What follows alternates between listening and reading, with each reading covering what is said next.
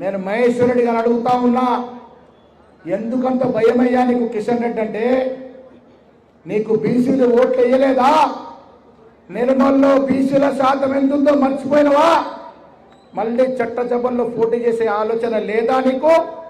బీసీలు ఎదిరించి మహేశ్వర్ రెడ్డి కానీ, పాయల శంకర్ కానీ, రామారావు పటేల్ కానీ, హరీష్ కానీ మళ్ళీ పోటీ చేసే ధైర్యం చేస్తారా మీరు?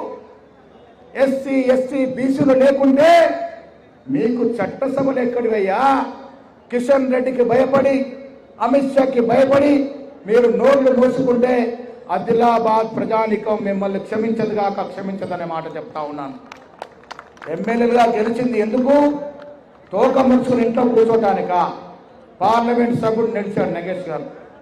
దమ్ము లేదు మీకు కేంద్ర నాయకత్వం దగ్గర పోయి. రాష్ట్రంలో రేవంత్ రెడ్డి పాలన బాగా సాగుతా ఉంది. ఎస్సీ ఎస్టీ బీసీలకి వారు చక్కగా చూసుకుంటా ఉన్నారు. 2 బిల్లులు తీసుకొచ్చారు అసెంబ్లీలో. స్థానిక సంస్థల కొరకు, విద్యా ఉపాధి కొరకు మేము అసెంబ్లీలో ఓటేశాము.